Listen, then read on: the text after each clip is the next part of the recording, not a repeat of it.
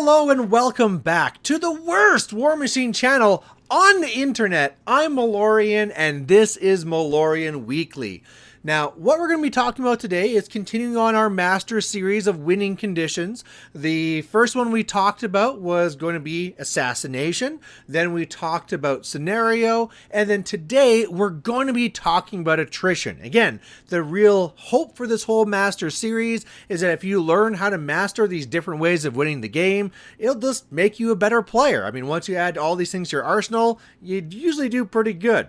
So as we said, today we're going to be talking about attrition. So I guess to start things off, what is attrition? Well, attrition is pretty simply, I want to be losing less than I'm taking away from you. I want to be killing you faster than you're killing me. That's the kind of idea that we're getting into when we're talking about attrition. And I would say that this is actually the mindset that your majority of new players have coming into this. You know, whether they're coming from, say, like a chess background, and I only want to be giving up pieces if I'm taking something bigger, or I want to take something first and start that piece trade, although we'll talk about that in a second.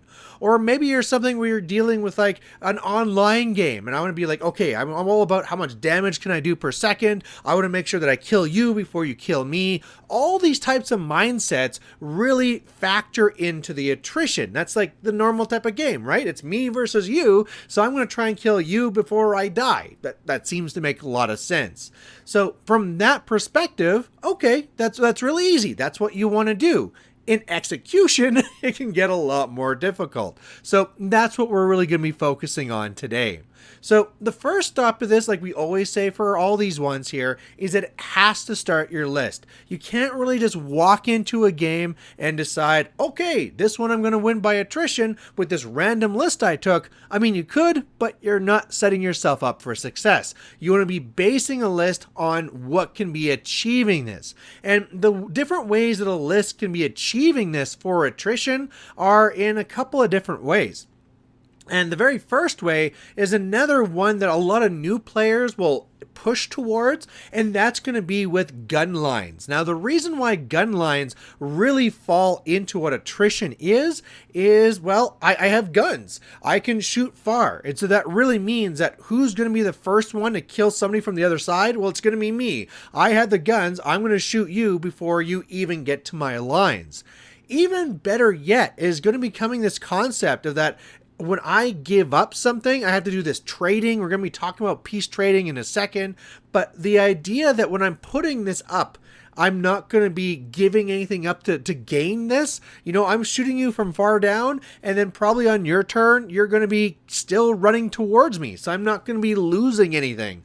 Well, okay, that sounds like a great attrition swing for me, right? I kill you, you kill nothing of me, and then I probably get to shoot again before you get into me. So I get 2 chances at least of trying to shoot you down before you're getting into my lines. You know, that type of idea. So that idea for attrition really something that new players grab onto, and why not? It's something you can build into your list and do very well on.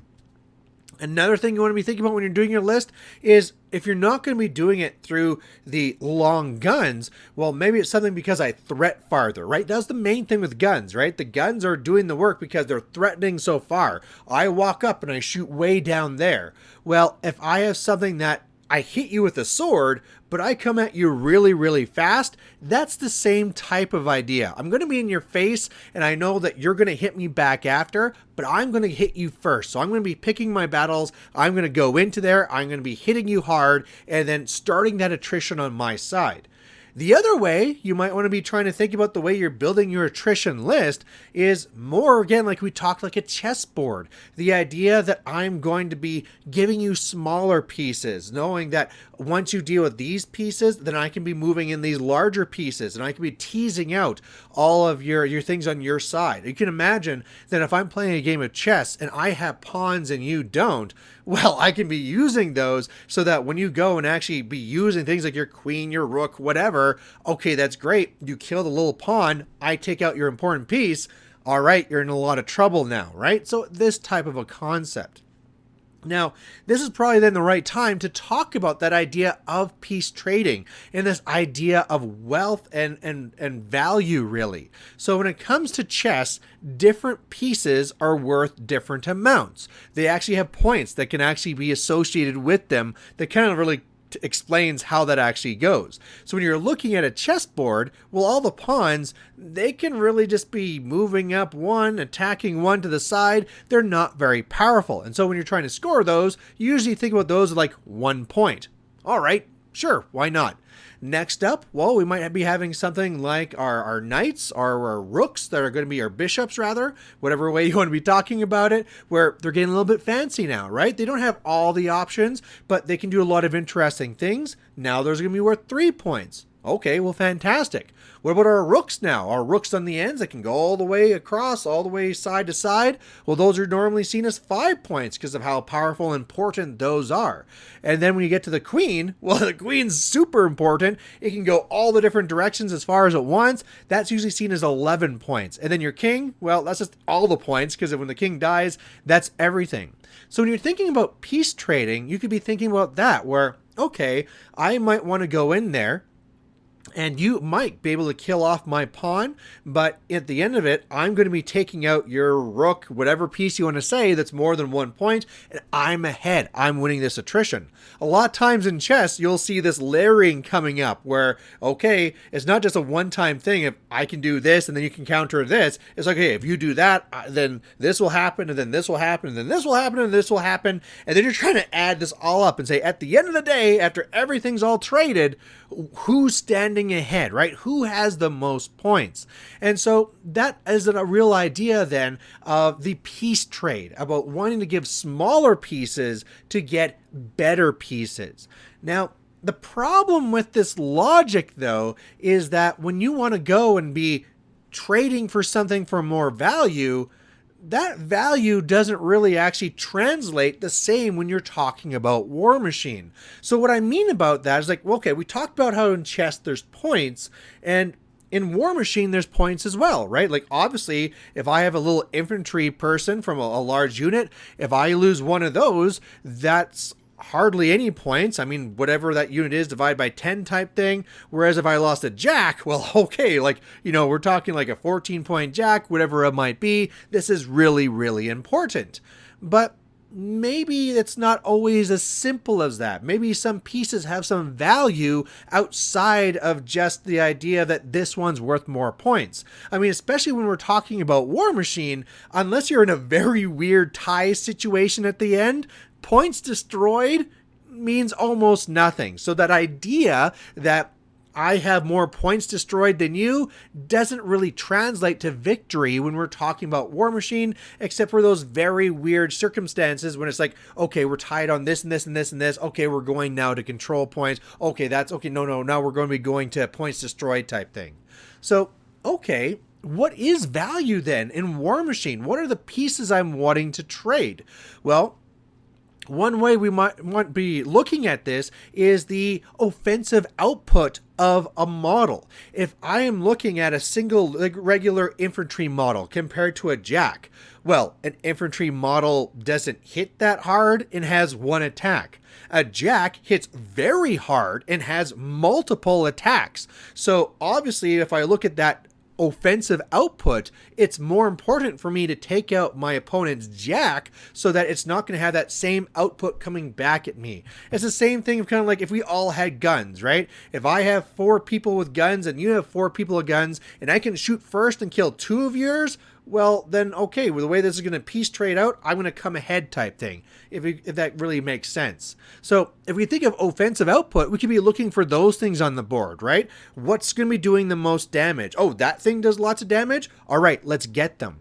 However, in order for you to be making those decisions, you're going to have a very good grasp of the game. You have to have this understanding of what everything on the board does. If you're an attrition player, but you're not a person that spends that time looking into the models, knowing the rules, well, you can't make those assessments. You can't really decide what are the important pieces that are going to be doing the most damage.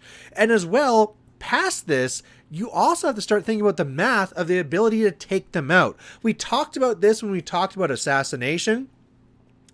If your odds of assassination are good or bad, what are the odds that I might go into this assassination, but it's not going to work, and now I'm in a bad position, so I'm going to lose. Well, we're not in that mindset. We're not thinking about assassination. What we're really thinking about here is the amount of our force that we have to allocate to make this happen. If I decide, because I at least have the knowledge that this piece on your side is very important, how much of my force do I have to allocate to actually then take that out? And that math can be very important, right? If I'm facing a bunch of jacks that are in my face, and it's like, well, I could be attacking across the board and do a scattering of damage all the way across, but that really doesn't do too much. Like, sure, I might kill a primary weapon here and maybe a cortex there, hooray, but otherwise, they're just going to crush me coming back. Whereas if I focus my attacks, take out a jack, and realize that if these focus on these ones, I could take out these 2 jacks,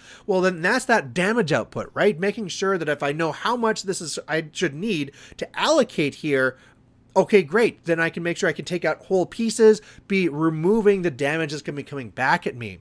And that's easy to think about when it's things like, hey, I have this many charging warrior models. Gets a little bit more complicated when I'm thinking more things like allocating focus. How much focus do I need to allocate to these jacks so that they can actually do the attrition that I want them to do? Or my spells. What spells do I have to cast to make sure that all this math is in my favor so that I'm killing as much as possible in the most important pieces as possible on my turn? So in order to do this effectively, again, you need to be that person that understands how the models work and understands how to do the math. And I think, again, if we go back where we talked about where a lot of new attrition players like going to guns, it's probably because they don't want to do all this. There's like, okay, I don't care what your stuff does. Usually if I shoot you, you fall down, and if I stay out of your range so that you can't hit me, I don't really care what your rules are, right? I don't care if you have any special rule for this or that. I just need to know your defense, your armor, and how many boxes you have, and I'm just going to shoot until you fall down. So I don't want to be calling out any kind of like gunline players out there that they're lazy, but I mean, clearly, if you're a person that doesn't want to be doing that intellectual investment, that's going to be in your advantage to go towards the gun lines. Now, we were talking about value, and we were talking about how not points, but maybe the offensive output is something that you want to look into for that value. But it might go past that as well. For your attrition, you might need to be thinking about other factors. Maybe there's synergies within the actual force where if you take out these things, you're going to break those synergies. A really good example for this might be that if you're going up against a Circle Oberos type of list where they have those shifting stones that can teleport things around. If I kill that stone was not going to hurt me. I'm not taking anything off the board for it being able to hurt me. So that doesn't seem to be giving me an attrition advantage. However, by destroying that stone, that means it can now not teleport a heavy into me. And so now by killing that one little stone, I'm stopping them from being able to deliver their heavy into me and killing my heavy, killing my whatever. And so all of a sudden, it's not just that understanding of the value of how much damage can a single model do, but how does the army actually work together? Are there key solos that are giving out different bonuses that I need to take out? Maybe there's something like a hermit or a ragman or anything like that that's going to be reducing my armor or making it so that my opponents hit harder so that, okay, spending one attack to kill Ragman wasn't going to do very much to me himself. However, by going out there and doing his ability that's going to be dropping my armor, basically, that's going to be doing a lot of damage to me. So again, knowing those specifics really makes the math very interesting as a attrition player. There's a lot more here to be understanding as opposed to a pawn is worth more than a rook type of idea. Now, if that wasn't complicated enough and things that you need to be considering and having that knowledge of their force, it also even gets a little bit more specific than that to how the board state is actually going on and what are the different things that you're trying to do and what are the different things you're trying to protect. For example, one model might not have any value at all to you. It is a regular warrior model. Maybe it's even just holding a banner. The synergies from the banner don't really matter. However, by killing off that piece, it now allows you to open up a charge lane and to attack something behind it. And now all of a sudden, that's a new thing you need to start thinking about as an attrition player. That's not really I have fist and you have face, but no, we have all these different pieces. And when I'm thinking about chess, I make one move and then you make one move, but in Warmachine, I'm making all my moves. So if I can coordinate my attack properly, I can be digging down deeper. I mean, a lot of opponents won't be stupid and be putting all their most important things in the front, so you need to be thinking about that, about how can I break through these defenses so I can get to those more important pieces that they're obviously protecting. And so that's another part to it. You need to know how their army works for their stats, you need to know the math, you need to know the synergies, and you need to know order of activations and then positioning to make these things happen. In order for you to actually be affecting these plans and get your attrition being done where I'm going to take out this model and charge this through, positioning becomes so important. Again, this is probably why people love going to gun lines, because herp or derp, I have gun, now you're dead. If I have to be worrying about charging in and doing things like this, I need to be layering my pieces. I need to be making sure that those pawns are just correctly positioned in the front so that they are going to be stopping your attack, so that they're going to be putting pressure where I need it to, so that they're protecting my pieces that are behind it, and yet those pieces behind it that are my key models have to be in the right spot so that I'm threatening things now and threatening things if you come into me.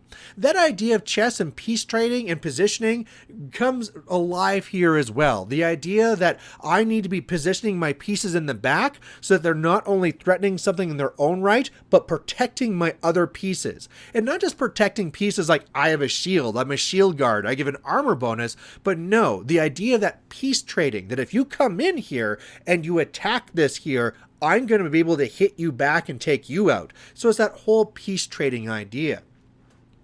Now, there could be also something even more important that you might need to be thinking about.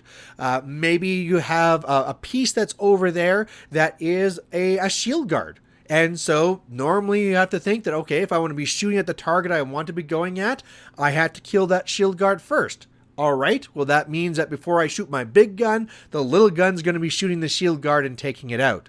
Maybe a big part of my attrition is going to be something like I have a lot of spells and it's going to be trying to go after you. But there's pieces over there that are shutting down spells, or maybe it's going to be hurting you whenever you're casting spells. Well, you have to be aware of that and trying to kill those things to unlock that. So that value then also sometimes changes based on the matchup. It's not something for how many points are on the model. It's not something for how much damage it can do. It might not even be a thing for the general synergy of the list. It could just be that in this matchup, this is a very important piece. Another good example of this here is having to get into a spot where you can take off their last answer to something you have. If you have incorporeal models and you can kill off their models with magical attacks, well, your incorporeal models can go out there and they can do whatever they need to do. Or maybe you have some heavies or some nice high armor, and so if you can make sure that you can go after them and take out their pieces that are actually hitting hard, probably their heavies or whatever else they have, well then once those pieces are gone, your heavies can now rule the board. So this is again not really a thinking into the game that I need to be doing this because this model does this much damage. It's setting yourself up for long-term attrition. The idea that if you can't answer this piece of mine, I can keep on attacking you kind of unanswered and just winning this attrition battle going forward. Now, with that as well, we got to be thinking about time-wise. We have 7 turns. Usually the first turn or even the second turn is running up. So we really have then 5 turns that we really have to focus on that attrition. And while we're trying to focus on that attrition, we have to realize that our opponent is trying to win one of the other ways. So maybe they're trying to win through scenario. So we have to make sure that we're going to be doing our attrition so fast that they can't be doing that and winning on scenario. Maybe we're going to be making sure to be going after this solo, not because of its points, its output, or its synergies, but that's the only thing that can score a flag. So if I can attrition that way, I can slow down how fast they're winning on scenario. And even though I'm not planning on winning on scenario, if I can stop them of winning before I win, then thumbs up. What if there's somebody out there that's going for assassination? What am I thinking about there for attrition? Well, I need to be doing my attrition in a way that can maybe either be taking out the pieces that is going to be enabling that assassination, or my attrition is going to have to be hampered because I need to be keeping some pieces safe. If my caster was somebody that was really a big part of my assassination plan, well, in this game, for that attrition to work, I need to keep my caster on the sidelines. I need to keep it safe because I will not win that trade. I'm going to be trying to grind into your army. They'll assassinate my one model and it's game over. So I need to recognize what that is going into this game and then change up my attrition plan so I can actually win against that type of a game plan. The funnest ones is if it's attrition versus attrition, because then really you're playing like a chess game in Warmachine. So if you've ever played one of those types of matches, those are pretty fun ones where it's like, hey, who best knows the game? Who best knows how to position? Who best knows how to piece trade? Because they're the ones that are going to be winning that game.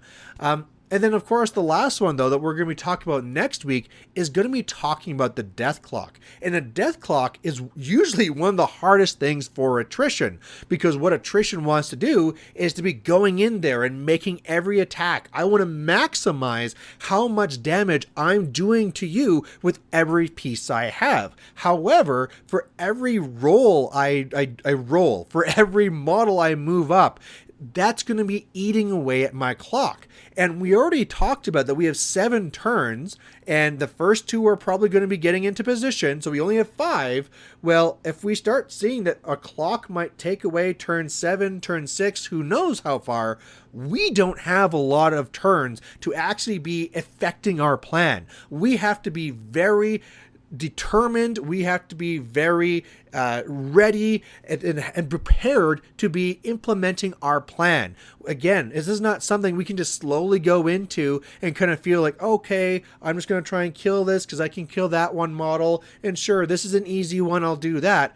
If you do something like that, you're just going to find yourself behind one of the other winning conditions. You have to be very forceful and upfront in order to push this attrition. So if you're the person that doesn't play like that, you're the type of person that says, I'm going to be sitting here and I'm going to be a brick and I might be winning on attrition, but it's going to be very, very slowly.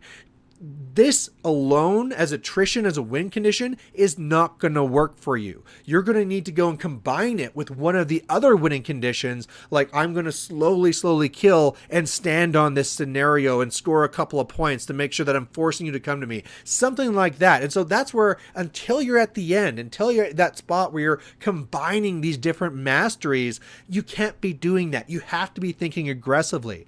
And so taking what we've been talking about here and going back to the very first thing we talked about, which is that you need to know how to build your list, you have to keep that in mind. Either it's something where I am ultra aggressive, I'm going to be Sloan with all the hunters, and I'm just going to go like boom, and I'm just going to kill everything that's over there. Or maybe it's something where I'm just going to be taking Butcher 3, and I'm going to be taking all of these, whatever units and jacks that are going to be aggressive to your face, and I'm just going to get up there, right? Turn 1, run. Turn 2, if I can't charge into you, I'm running into your face, and then after that, it's just going to be grind, because I know that's the only way that attrition's going to work.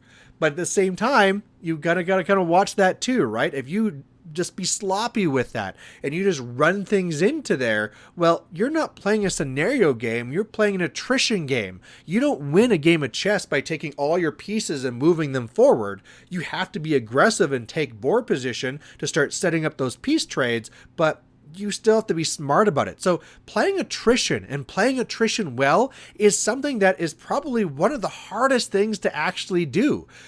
People like my brother, I'm always amazed at how good they are at this. You have to be having someone that, again, very, very well understands their army and your army so they can assess every single priority and what they need to be going against. It has to be somebody that's really good at math, so when it comes to knowing what that turn's plan is, they know what to allocate where and what's going to be giving the best likelihood that they're going to be taking out those high priority targets. You have to be somebody that's really good at the positioning on the board, and then also somebody that knows that they have to be aggressive enough so they can be dealing with the clock as well at the same time. There's a lot of things to be keeping in mind in here, but I think it might also be one of the funnest ways to play the game, right? I have a lot of people that when they do something like, okay, I'll go for assassination. That's the game. Okay, if I go for a scenario, control, that's the game. But once you start getting to that where you're playing attrition and you're grinding and you're killing and ripping things apart, that's kind of like what the feeling of Warmachine is. Now, this is not a touchy-feely thing, right? This is a master class on how to win on attrition, but I mean, maybe this is me trying to sell you on this. I'm trying to tell you through this whole time that this is going to take dedication. This is going to be something where you have to be studying each of these little pieces, and once you're good at them all, then you're going to be seeing some real success, but I think it's going to be very well worth it to you. So there you go. There's our master class on attrition. I hope you enjoyed it. If you have anything else to add, please, as always, add it down below. And otherwise, we'll catch you later. Bye.